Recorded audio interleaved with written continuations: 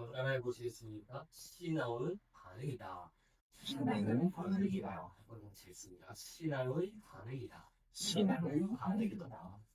아마 이 말을 굉장히 중요합니다. 신앙은 반응.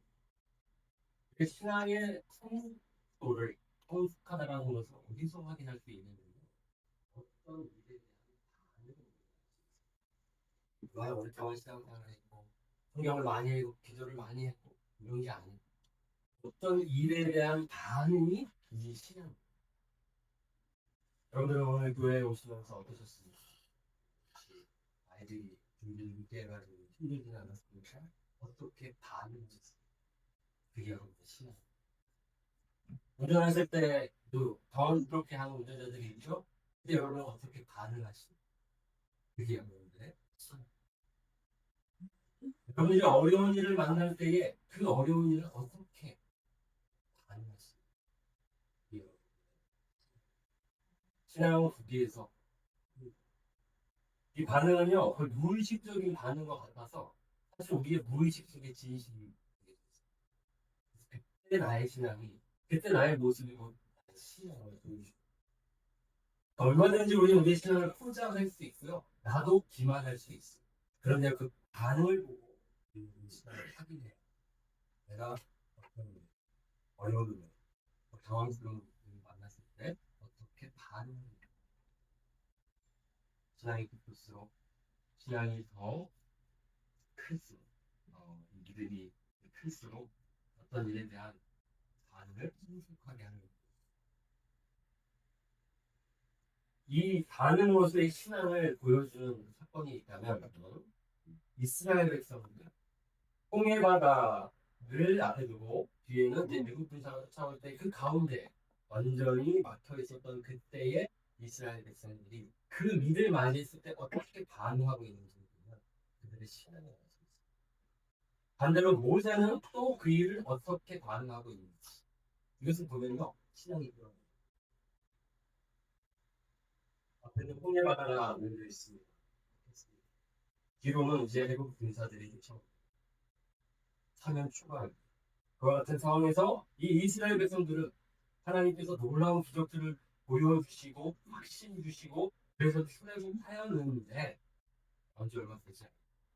이들은 이렇게 고요. 이스라엘 백성들의 반응을 보겠습니다.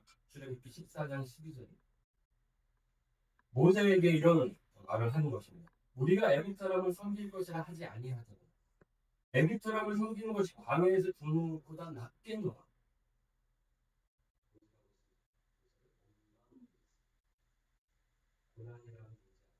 지금 원망, 즉 보면 저주라고 할 수 있겠죠. 모세에 대한 비난. 사실 그것은 하나님이 향한 비난이라고 할 수 있습니다. 왜 이렇게 구원해 주시겠다고 하시니? 왜 이런 길이 막히게 하시니? 왜 다시 쫓아오게 만드십니까?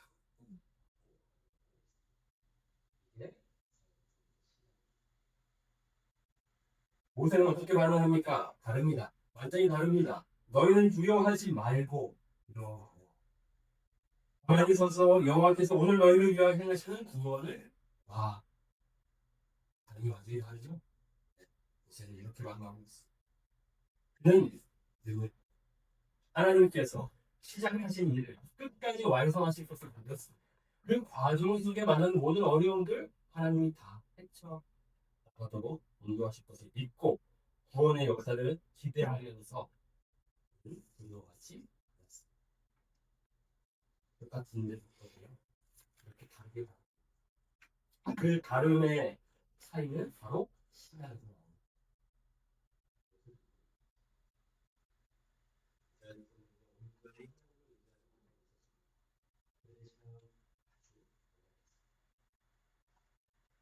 이들만의 모습은 똑똑한 믿음 보이는 것을 보지 않았습니다. 그래도 영어에서 일하고 계시는 하나님을 알았습니다.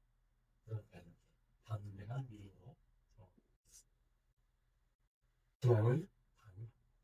여러분들은 어떤 일들을 지금 어떻게 반응하고 계십니까? 신앙이 그 안에 우리가 지금 사도행전을 살펴보고 있는 이 바울의 스토리, 바울의 이야기를 보면서 바울의 신앙을 보고 바울은 고난이라는 문제를 만났을 때, 억울한 일을 당했을 때 어떻게 반응했습니까? 예루살렘에 가면 결박을 당할 것이다라는 예언이 있었습니다. 바울도 알았습니다. 그러면 들어갔습니다. 그러니까 먼저 겪게 된 일은 교회가 그 예루살렘 교회가 바울에게 지금 유대 그리스도인들이 지금 당신에 대해서 지금 안 좋은 마음을 갖고 있다라고. 당신이 가는 곳마다 할례받지 않아도 된다. 그 율법을 무시해도 된다. 이렇게 우리가 평생토록 중요하게 여겼던 그 전통, 그 율법을 무시하고 모독한다는 느낌입니다.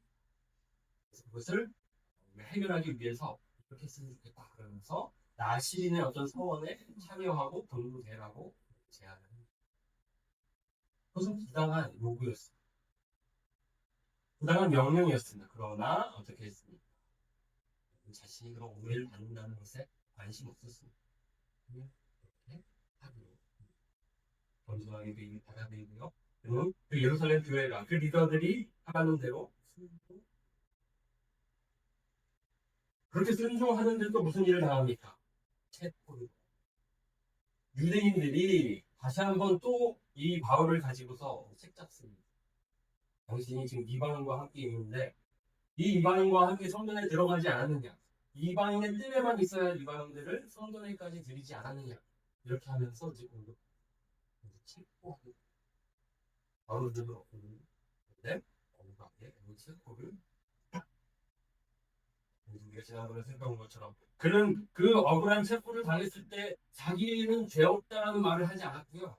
오히려 그 시간을 모험을 전하는 기회로 삼고 계단 위에 서서 자신에게 일어났던 일들, 예수님을 어떻게 만났는지를 간증하면서 복음을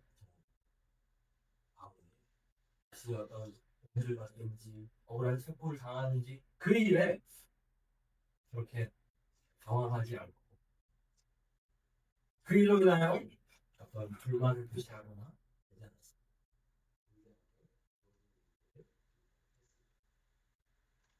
이것이 바로 신앙입니다. 이런 반응이 신앙이라는 오늘 말씀은요, 이제 핍박을, 억울한 체포를 당한 후에 이제 계속 핍박을 당하는 중입니다. 그렇게 그 핍박을 받다가 한 가지 일이 일어납니다. 그 일은 한밤중에 일어납니다. 핍박을 받은 후에 한밤중에 바울에게 일어난 일은 무엇입니까? 우리가 오늘 이 23장 읽은 부분 말고 그 앞을 보고 뒤를 좀 같이 살펴볼 텐데요. 먼저 지금 상황은 바울이 이제 사내들인 공회 앞에서 재판을 받습니다. 이 사내들인 공회라는 것은 이 로마가 인정하는 당시 로마 통치를 받고 있었으니까요. 로마가 인정하는 입법 기관이면서 법정 기관이었습니다. 그러니까 굉장히 중요한 기관이었습니다. 오늘날의 법원, 집회라고 할 수 있겠죠. 굉장히 중요한 결정들을 내리는 그 공회의가 열렸고 그때 이제 바울이 재판을 했습니다. 이제 바울을 죽이려고 하는 일만 남았습니다. 이미 그들의 뜻을 정했습니다. 바울은 그 공회 가운데에서 이제 이야기를 하기 시작합니다. 그러면서 자신의 이제 이야기들을 풀어가기 시작하는데요. 이렇게 1절에 나와 있습니다. 여러분 형제들아 오늘까지 나는 범사의 양심을 따라 하나님을 섬기며 양심을 따라 하나님을 섬겼다라는 말은 율법을 따라 살았다는 말과도 같습니다. 사람들은 지금 율법을 지키지 않고 율법을 모독했다고 하지만 나는 그런 일이 없습니다. 양심을 따라 하나님 앞에 율법을 지키고 그렇게 율법을 소중하게 여기면서 살아왔습니다. 실제로 그리스도인으로 이렇게 회심한 후에도 그 율법을 자신의 그 율법을 지키기로 했습니다. 그러니까 여기 대제사장 아나니아라는 사람이요. 더 입을 막으라. 입을 치라. 이렇게 더 입을 치라고 명령합니다. 그때 이제 그 대제사장을 향하여 바울이 얘기합니다. 해치라는 단이요. 하나님이 너를 치시리로다. 입을 치라고 하는 그 사람에게 하나님이 너를 치실 것이다. 내가 나를 율법대로 심판한다고 하면서 율법을 어기고 나를 치라. 죄를 보고 나를 심판해야 되는데 죄도 없는 나에게 왜 심판하려고 하느냐 하면서 그 사람을 이렇게 그 사람의 그 말에 반박합니다. 그러니까 이제 사람들이요, 당신이 무엇인데 대제사장을 욕합니까? 라고 합니다. 그러니까 이제 바울이 6절을 보면, 5절을 보면, 내가 대제사장을 욕했습니다. 그 인정을 빨리 하기. 이 대제사장을 욕해서는 안 된다는 것이 율법에 나와 있거든요. 그래서 이 백성들의 관리를 욕해서는 안 된다는 율법을 따라가고 물론 대제사장이 몰랐다고 해서 그러면서 이제 6절을 보면 바울이 분명히 하게 됩니다. 자신이 늘 전하는 그 복음의 내용입니다. 그것은 바로 부활입니다. 예수님의 부활. 그 이야기를 하고 있습니다. 형제들아, 너무 바리새인이면 또 바리새인의 아들. 죽은 자의 소망으로 부활로 말미암아 내가 신문을. 갑자기 왜 바울을 이렇게 그대로 이야기하고 있습니다. 그래서 그 전후 사정을 좀 보면 바울이 약간은 이것을 의도적으로 지금 이 공회 안에 이 성회드린 공회 안에 바리새파가 있고 사두개파 이 두 분파가 있다는 것을 제가 알고 있었기 때문에 약간은 그들 안에 스스로가 논쟁에 빠지도록 약간 의도적으로 부활이라는 주제를 만든 것을 볼 수 있습니다. 이것을 어떤 위기를 모면하는 어떤 지혜라고도 볼 수 있겠고요. 뭔가 또 원래대로 자신이 전했던 그 메시지를 전한다고 볼 수 있습니다. 어쨌든 그 부활을 진짜 맞아. 이제 그 공회의는 맞아야 됩니다. 왜냐하면 반 정도는 사두개파, 반 정도는 바리새파인데요. 이 차이가 무엇이냐면 이 분파의 차이는 사두개파는 무엇을 믿지 않냐면 영이 있다는 것을 믿지 않고 천사가 있다는 것을 믿지 않습니다. 그들의 믿음이 없죠. 반면 바리새파는 부활, 영, 천사를 인정하고 그렇게 이제 부활이라는 이 주제를 던지니까 뜨거운 문제가 되면서 부활 논쟁이 일어납니다. 그래서 오히려 바울에게 주목했던 사람들이 서로 이렇게 논쟁하면서 다투고 결국에는 바울을 이제 잡아야 한다, 바울을 죽여야 한다라는 파가 있었고 바울은 우리가 들어보니까 괜찮다라는 파가 있으면서 바울을 양쪽에서 막 이렇게 끌어당기기 시작합니다. 그래서 이런 일까지 생깁니다. 구절에 보면요. 일어나 다투 이르되 우리가 이 사람을 보니 악한 것이요. 갑자기 바울을 다르게 보기 시작. 바울을 보니까 부활을 얘기하는 건 다른 것 때문인지 모르겠지만 바울이 선한 사람이다라고 얘기하는 거예요. 그래서 이상하게 이 공회가 흘러가기 시작합니다. 그러면서 이제 이 두 분파가 바울을 서로 끌어당기다가 여기에서 이 천부장이 그것을 보면서 바울이 다칠까 이러다가 바울이 다칠까봐 이 군인에게 명령해서 그를 이제 오라고 하면서 안전한 곳으로 어떻게 그런 상황. 그리고 오늘 이 중요한 말씀 11절 말씀. 그와 같은 일이 일어난 후 그날 어떤 사건을 그날 밤이라는 게 중요해요. 지금 핍박의 시간, 핍박의 그 경험들을 지나고 난 후에 그날쯤 이 사도행전 23장 11절 말씀 우리 함께 읽도록 하겠습니다. 시작.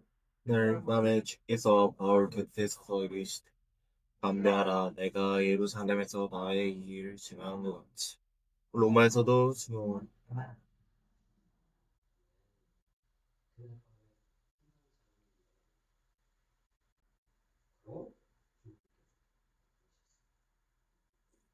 바울 곁에 서세요. 이것이 정말 어떤 이 형태로 나타나는지는 정확히 알 수 없고 이것이 영적인 경험으로 이야기를 하는 것입니다. 실제적으로 나타났다는 부분은 우리가 정확히 알 수는 없지만 어쨌든 지금 바울은 그것을 느끼고 있습니다.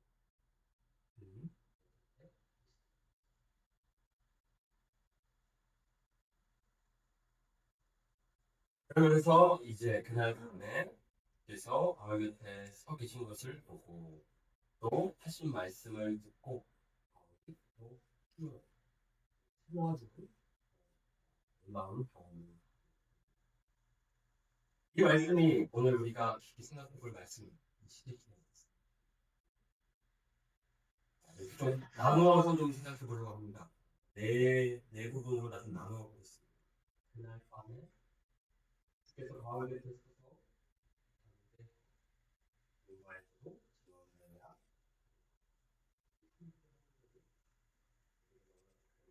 네. 그래서 그날 밤에 그날 밤입니다. 밤이 지나갔습니다. 아침부터 나 지나오면서 바울은 독특한 시간을 보냈습니다. 사람들이 끌어다니고 사람들에게 폭행을 당하고 숙제를 당하고 아주 독특한 시간을 보내고 난 후에 어땠을지 한번 상상해 보십시오. 아마 온몸이 이렇게 상처투성이었을 거죠. 핏발이 남긴 상처들로 또 옷을 다 찢어졌을 것이고 어떤 프라한 모습인데 또 있었던 것은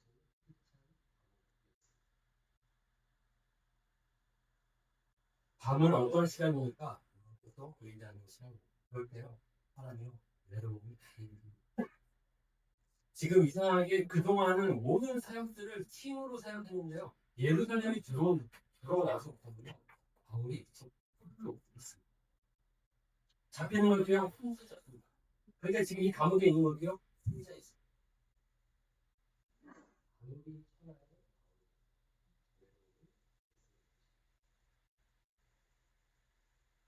앞은 보이지 않습니다. 어두운 이, 이 어떤 이 아마도 이 어두운 속에서 바울은 두려웠습니다. 지금까지 당당한 모습으로 정말 우리에게 놀라울 만큼 아주 멋진 모습을 우리를 보여서 사람이요 이렇게 멋지게 또 사람들 앞에서 이렇게 서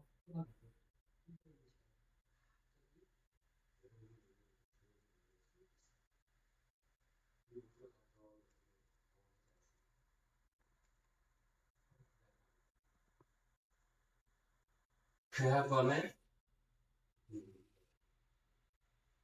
외로움, 두려움이 있는 것.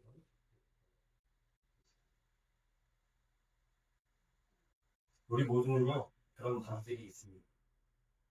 저는 여러분에게 지난 시간들 떠올리실지 모르겠습니다. 여러분들의 밤은 언제였습니까? 아니 혹시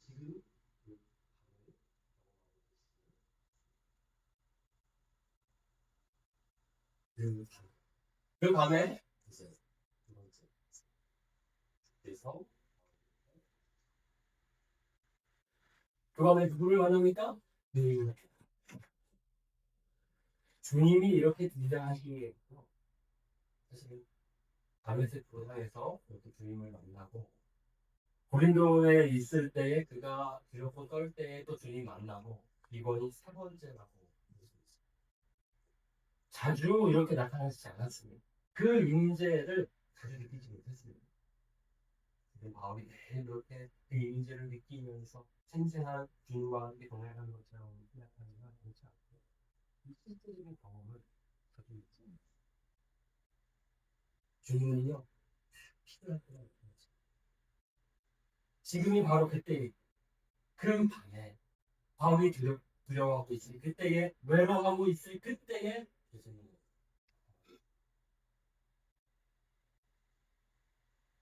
여기 어디에 서 계시냐고 바울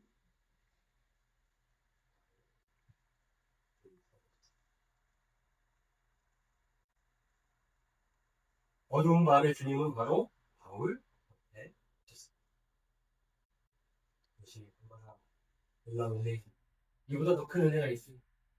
무엇으로 힘을 얻을 수 있을까? 바울이 그렇게 지치고 힘들고 상처투성이고 그래서 외롭고 두려울 때 무엇이 그렇게 이루어질 수 있을까? 사람도 사람도 가는 게다가 그 사람도 없어. 주님. 주님만 그에게 우리가 그렇기 때문에 주님께서 나타나셔서 돈을 주시고 오게 하셨습니다. 여러분들에게 밤이 찾아왔을 때에 그때 주님이 여러분들 계셨다는 것을 보셨습니다. 그런 경험들이 있으십니까?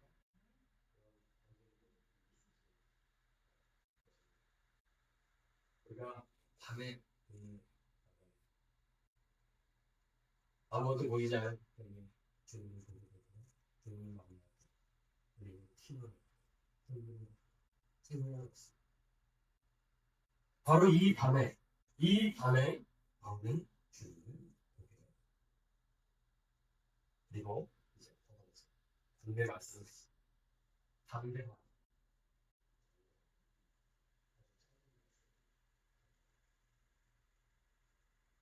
왜 주님이 이 말씀을 하실까요? 이것은 우리가 거꾸로 봐야 합니다. 담대할 필요가 있었거든요. 그 말은 지금 이 바울의 마음을 보여줍니다. 바울은 지금 두려워하고 있었습니다. 그렇게 우리에게 멋진 모습으로 억울한 일을 당해도 그저 순종하고 겸손히 행동했던 바울. 억울한 체포를 당할 때에도 자신의 능력을 걷기 위해서 몸부림치게 된다는 그 기회를 오히려 복음을 전하는 기회로 삼았던 바울이었습니다. 그 사람들이 공연 앞에서도 그는 당당하게 자신이 할 말을 다 하고 이렇게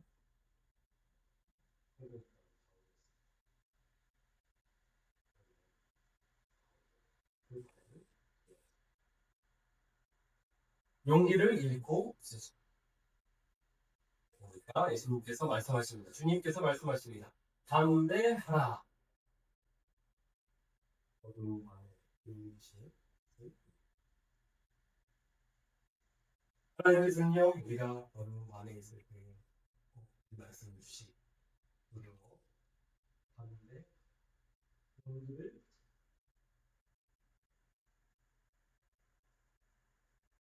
여러분들이 맞이하셨던 그 밤에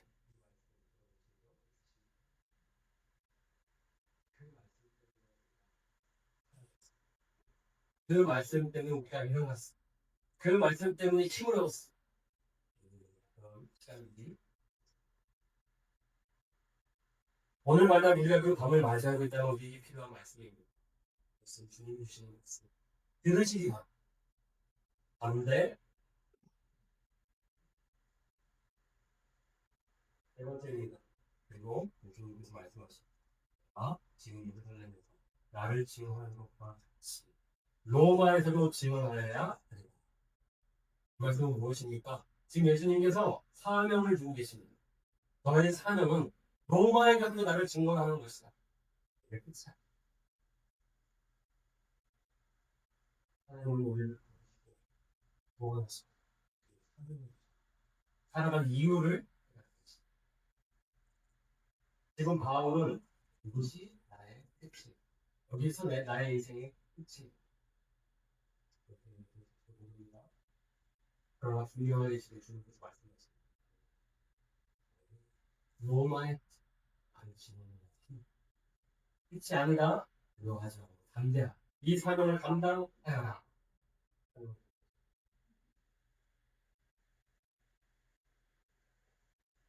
우리가 만나던 그 어두운 밤에 우리는 행복을 받고 주님이 주시는 사명을 받습니다.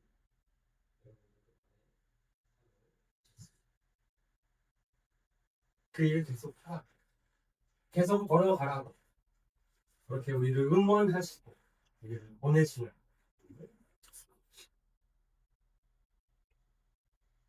오늘 우리가 더 앞으로 가기 어려운 상황 가운데 두려움 가운데 있다면 말씀드리시고 가라하시는 분의 그 은혜이시고 또 가라하실 때는 혼자 가라는 것이 아닙니다. 나와 함께 가자라고 그 은혜이시고 그 말씀 드리시고 사명을 받으시고 이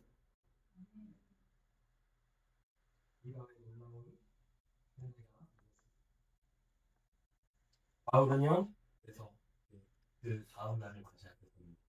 그래서 보면요, 그 다음 날 아침 이제 정말 심상치 않은 일이 일어나게 됩니다. 유대인들이요, 이제 자신들이 결정을 하게 됩니다. 어떤 결정이냐면 40여 명의 사람들이 결사단을 조직하고 바울을 암살하게 됩니다. 지금 밤에는 이렇게 주님을 만나는 놀라운 은혜가 있었지만 그 다음날에 일어나고 있었던 일들은요. 12절 13절을 보시면 이렇게 이런 사람들이 모여서 지금 바울을 죽이기로 결정하고 나리새의 유대인들이 당을 지어 맹세하되 바울을 죽이기 전에는 먹지도 아니하고 마시지도 아니하겠다 하고 하시며 그랬어. 하나님께서 분명히 바울을 지켜주신다고 하셨습니다. 예루살렘이 끝이 아니라고 하셨습니다. 그래서 어떻게 하나님이 일하시는지를 보니까요. 천부장을 사용하시. 로마의 이 장관이, 이 군대 장관이 이 천부장을 사용하셔서 바울을 보호해 주십니다. 23절, 24절을 보시면 백부장은 등을 불러 이르되 다음 제3시에 가이사랴까지 갈 보병 200명과 기병 70명과 창병 200명을 준비하라 하고 또 바울을 태워 총독 벨릭스에게로 무사히 보내기 위하여 진군을 준비하라. 지금 아주 특별한 호소를 보호를 받 바울의 생질 아마도 조카인 것 같습니다. 이 바울의 생질이 그 결사단 소식을 듣고 이 천부장에게 찾아와서 이런 일이 있다, 지금 이런 계획이 있다라고 전하면서 이 천부장은 바울을 보호해 주기로. 그러면서 이제 가이사랴를 보내게 되는데요. 그 다음에 어디로 보내고 지금 바울이 받고 있는 핍박은 정말 고난 그 자체였어요. 그런데요, 그 고난이 위를 타고 있어요. 어떻게요? 붙잡혀서 지금 감옥 가운데 감옥에 갇혀 있는데 그 감옥에 있다는 그 상황이 오히려 바울을 가야 할 로마까지 데려가고 놀라운 하나님의 역사. 하나님이 일하시는 하나님이 고난을 이렇게 사용하시. 핍박을 받는다는 것이 그렇게 죽을 위기에 놓여져 있었다는 것이 그죠? 이유 없는 고난을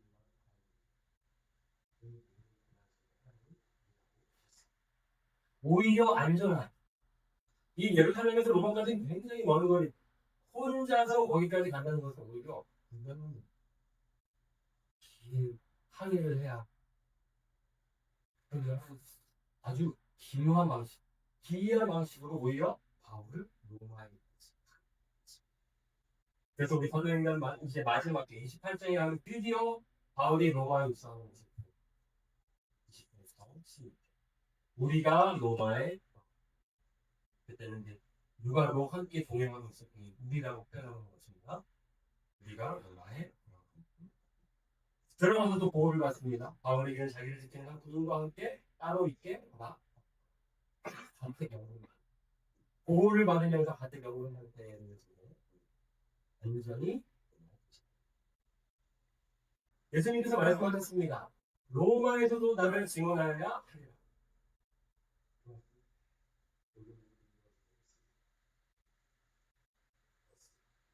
주님의 말씀 우리에게 누가 주님의 말씀이면 충분.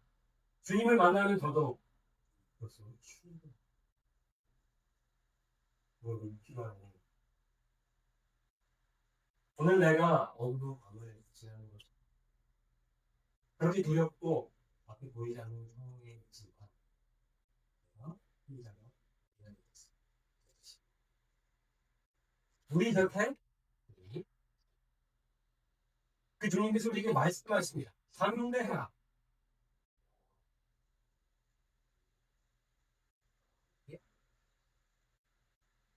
우리의 걸음을 그래서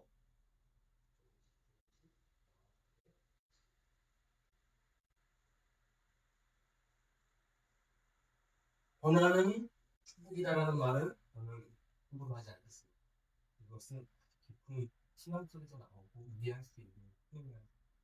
고난은요 그런데 이렇게는 말할 수 있습니다. 확실하게. 헛되는 고난은 헛되는 고난. 우리가 당하는 고난은요, 사실은 어쩔 때는요, 우리가 자초한 고난이기 때문에 이 세상이 악해서 그저 우리가 경험하게 되는 고난일 때도 있습니다. 하나님이 고난을 주셨다고 함부로 말하는 그냥 우리는 그 고난을 겪고 있을 뿐입니다. 근데 중요한 것은 그 가운데 하나님께서 그 고난을 사용하셨어요. 모든 것을 합력하셨습니다. 선을 드시는 것이죠. 고난이 일을 하는 것입니다. 고난이 어떤 일을 해내게 만들 오늘 과부에게 그 고난이 그 핍박이 오히려 그를 안전하게 로마에 이끄는 것이죠. 모르니 우리의 고난이 어떻게 일을 하는지. 그러니까 분명한 것은 하나님은 그 고난을 사용하셨습니다.